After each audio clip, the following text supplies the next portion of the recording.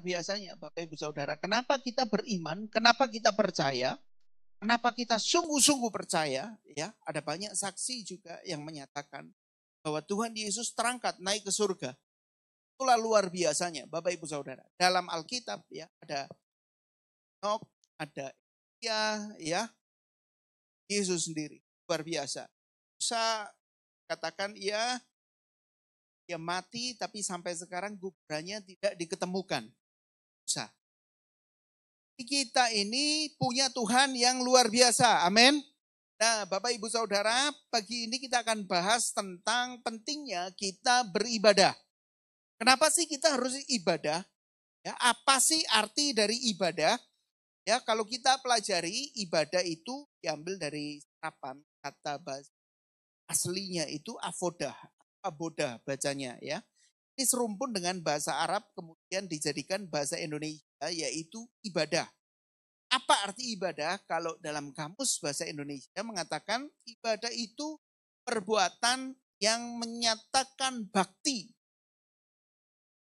Berbakti artinya menuruti perintah, menjauhi larangan. Itu ibadah. Jadi ibadah bukan cuma sekedar di gereja, kita nyanyi, kita angkat tangan, kita nangis, kita dengar firman. Tetapi ibadah itu juga saat kita keluar gereja nanti, kita bekerja, kita berkeluarga, kita bersosialisasi, tapi kita tetap beribadah dalam bentuk ketaatan, menyatakan bakti. Kalau arti avoda sendiri itu ternyata cukup kompleks.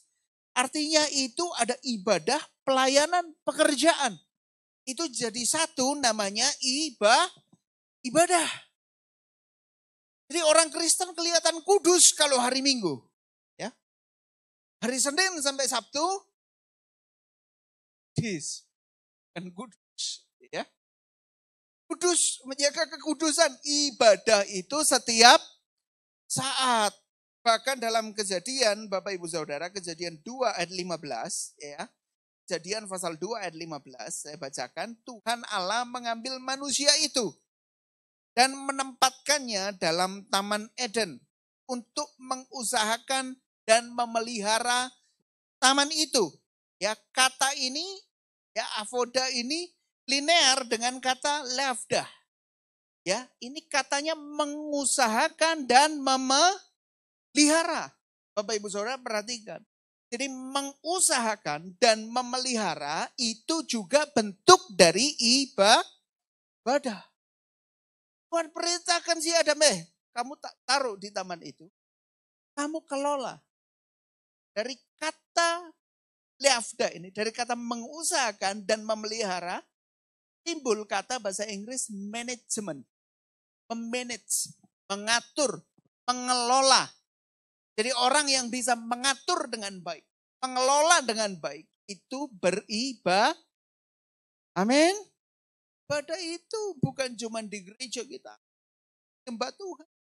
Kita mengatur, mengelola, mengatur emosi dengan, mengatur kata-kata dengan baik, mengatur kehidupan dengan baik, mengatur sosialisasi dengan baik, itu bentuk ibadah.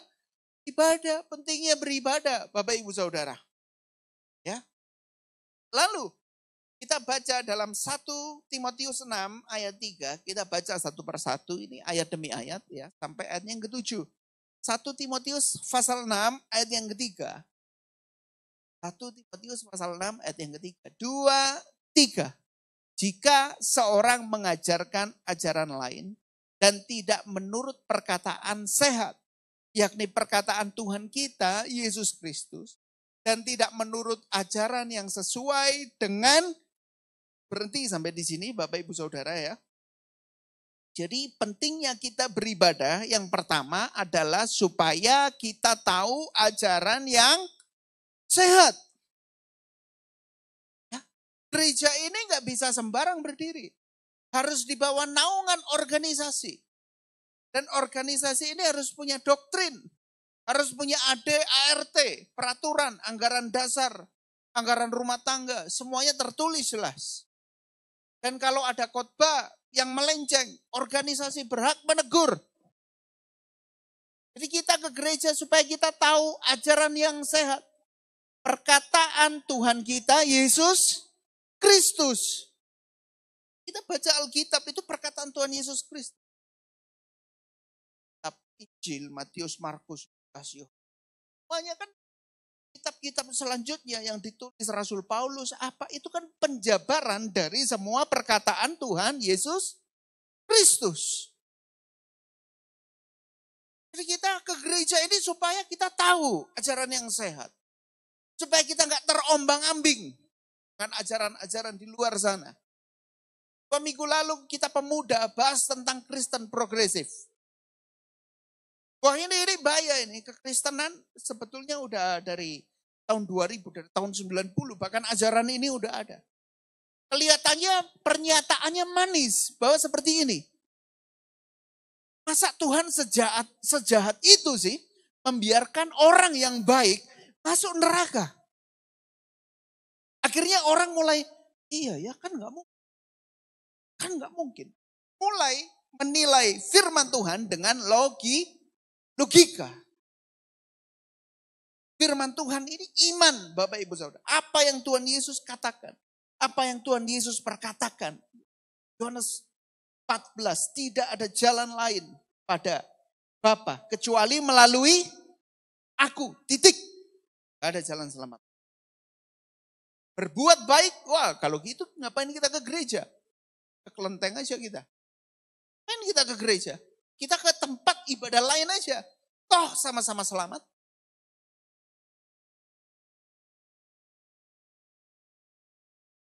Jangan terombang-ambing. Gak usah berkomunitas.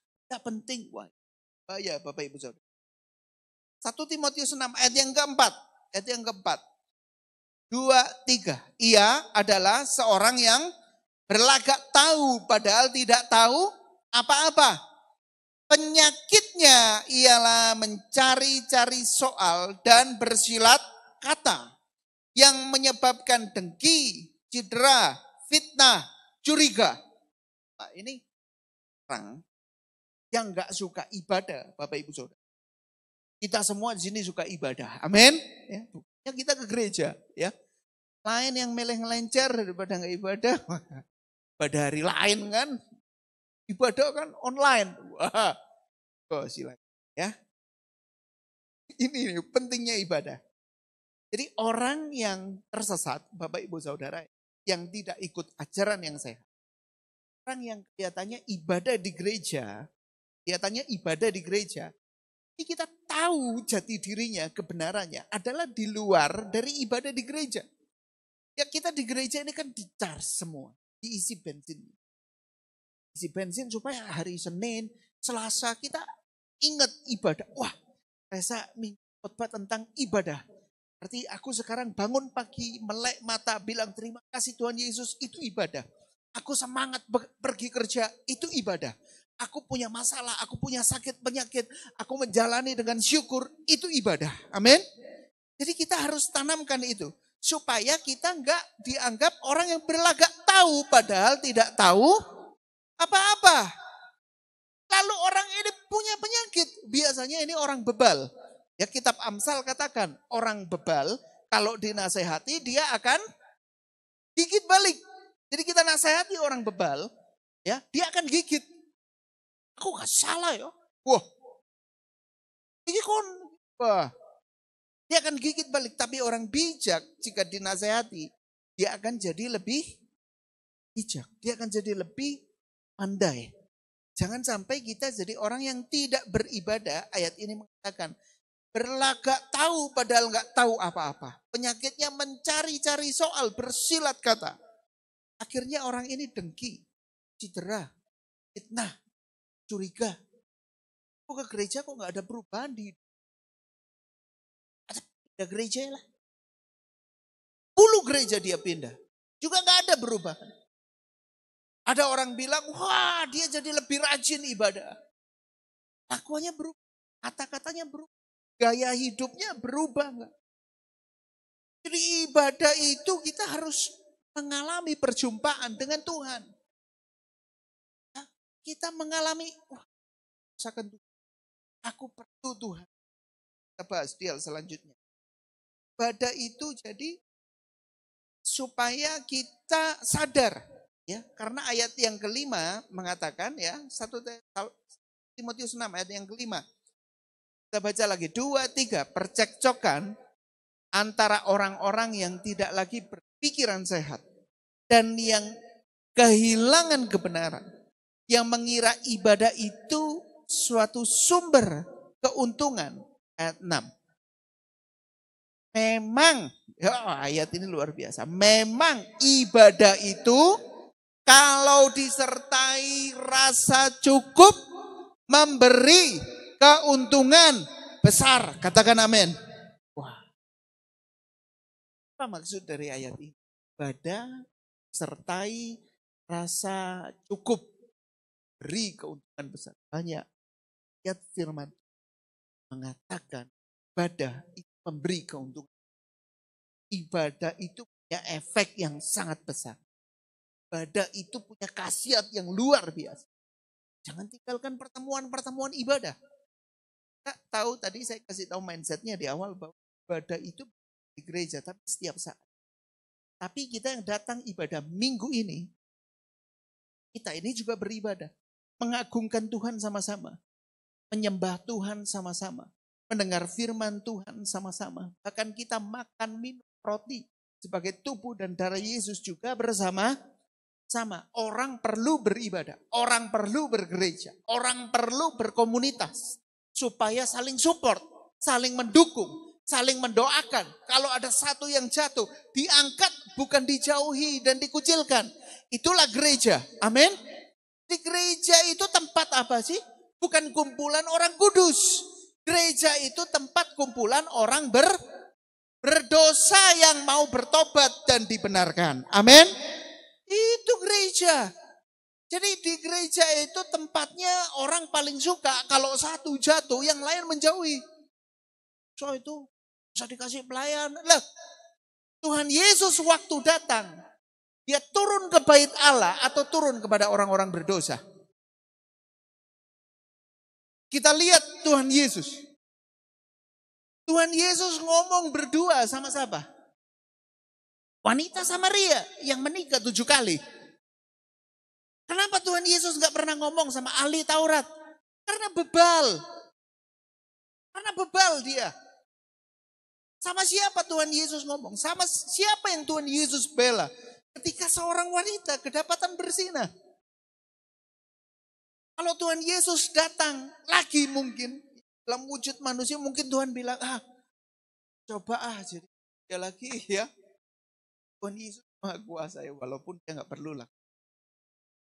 Saya yakin kalau Tuhan Yesus datang lagi, dia gak masuk di gereja mungkin. Ya. Dia akan datang tolongan. Nah, Bapak Ibu Saudara, kenapa kita dikatakan anak-anak terang? Supaya saat orang ketemu kita, mereka lihat pribadi Yesus. Kamu ini bisa ditolong, jangan nyerah. Kamu hidupmu ini bisa pulih, jangan nyerah. Kayak lagi pelayanan konseling sama rumah besar. Semuanya dia punya. Motor yang cuman ada 2 di Kota Malang, dia punya 1. Motor langka ini. Tiap hari ngechat saya ingin mengakhiri hidupnya. Cuma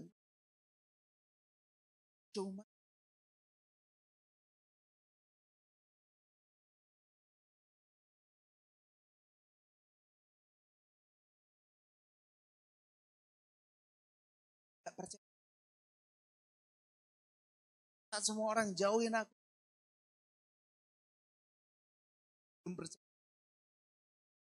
Setidaknya dia percaya saya dulu. Setiap saya kasih ayat dia, setiap saya kasih ayat dia counter lah. Gak bisa berubah gitu. Saya bilang yang mengubah hidup saya juga Tuhan Yesus. Saya gak sedang berusaha mengubah kamu. Saya cuman mau mengenalkan kamu sama pribadi Yesus yang sanggup merubah hidupmu, Bapak Ibu. Kadang kita capek sama itu. Dan Tuhan, watak tetanggaku ini kok gak berubah. Watak anakku ini kok gak berubah. Gak berubah. Karena kita berusaha dengan kekuatan sendiri untuk merubah mereka. Tapi mereka sendiri gak berjumpa dengan Kristus. Kita anggap diri kita mampu dan kuat. Sama seperti kita anggap yang kita lakukan bisa mengubah keadaan. Wah, aku pokoknya, kita berjalan sesuai dengan keinginan sendiri. Jalan ikut Tuhan, itu jalan yang penuh keajaiban. Amin. Kita kurang berserah. Sakit, ya, aku memang sakit. Ya ikuti kata dokter, minum obat, benar, semua benar. Tapi kita kurang penyerahan diri. Sehingga kita bilang, ya udahlah. Rasul Paulus katakan, dia mengalami sakit dalam hidup. Dia mengatakan ada duri dalam dagingnya. Dan 3 kali dia minta sama Tuhan, Tuhan cabut. Tuhan cabut penyakit ini Tuhan. Ya, 2 Korintus 12 ayat 9. Tapi dia berkata, tetapi jawab Tuhan kepadaku, cukuplah kasih karuniaku bagimu. 2 Korintus 12 ayat 9.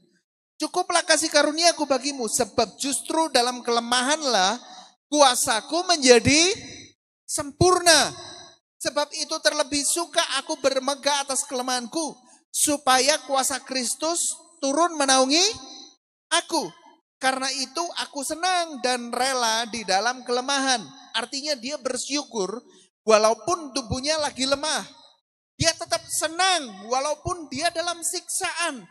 Di dalam kesukaran, di dalam penganiayaan, kesesakan. Oleh karena Kristus, sebab jika aku lemah, maka aku kuat. Wah, amin Bapak Ibu Saudara. Pada saat kita datang sama Yesus. Datang pada salib. Ku ingat cintanya. Saudara. Ingat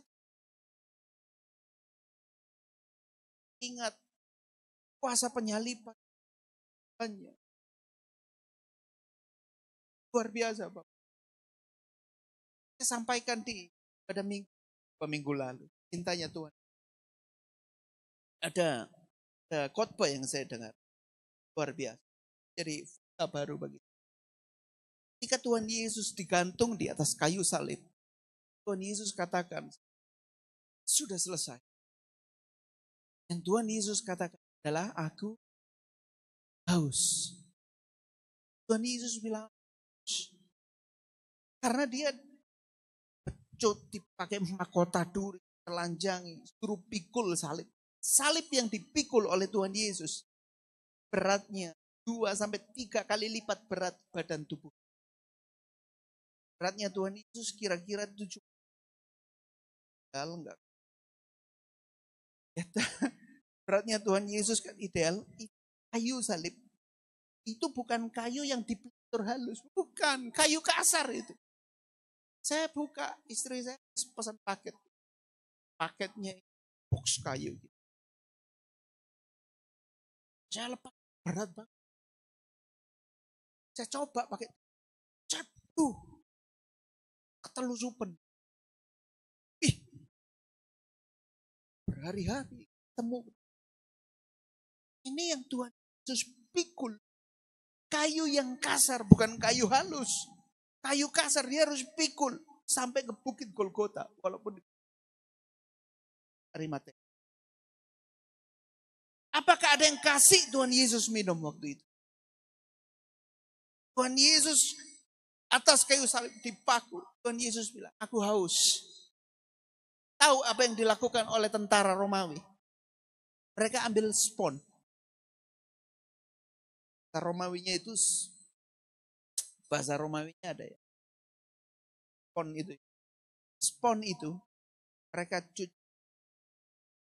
Bapak Ibu Saudara itu spon gus kalau enggak. Spon ini yang berasal dari Tuhan, tanaman laut. Banyak lembut. Jadi kalau sekarang kita kalau pergi ke Indomaret itu ada yang dari plastik gitu ya. Sabun. Orang dulu itu pakai spons itu. Itu fungsinya kalau di Romawi itu ada 4 kotak gitu. Toilet umum. Spons itu dibuat cebok. Spons itu dibuat cebok, dibuat bersihkan area tubuh. Itu spons itu. Waktu Tuhan Yesus digantung di atas kayu salib, Tuhan Yesus bilang, aku haus. Tentara Romawi dikasih ini, spons.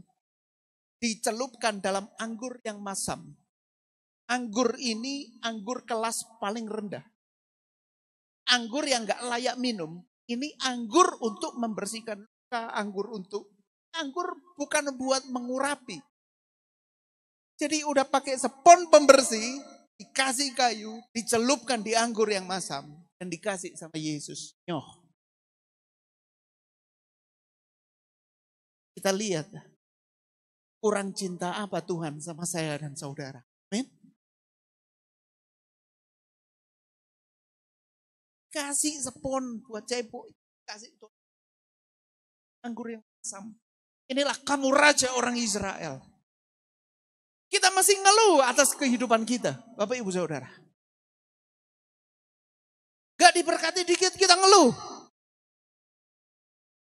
Lihat cintanya Tuhan. Lihat cintanya Tuhan. Lihat kematiannya. Lihat kebangkitannya.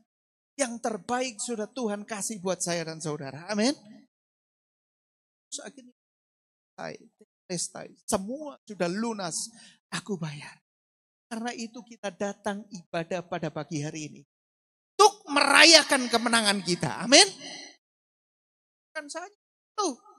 Ibadah kita nangis karena Tuhan masalahku berat banget gak kelar. Semuanya udah dibayar lunas sama Tuhan Yesus. Kenapa kita gak mau bersyukur? Kita tahu pentingnya arti ibadah ini. Hal selanjutnya. Ya, ayat yang kelima itu tadi percekcokan orang. Jadi kita sebagai anak Tuhan jangan lagi cekcok. Jangan lagi bersilat lidah. Jangan lagi cedera, fitnah, curiga, iri dengki. Tidak usah. Saling support untuk membangun kerajaan Allah. Amin. Ayat yang ke-6. Memang ibadah itu ya 1 Timotius 6 ayat 6. Kalau disertai rasa cukup. Memberi keuntungan besar. Sebab ayat yang ke-7. Kita tidak membawa sesuatu apa ke dalam dunia. Dan kita pun tidak membawa apa-apa keluar. Tanda kita ibadah itu kita bilang, Yesus engkau cukup bagiku. Amin.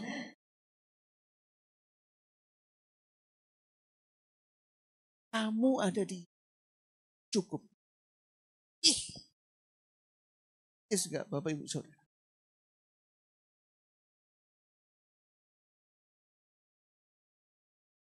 Kita bilang,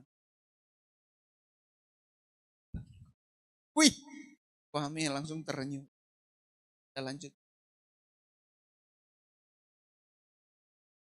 Uangmu bagiku.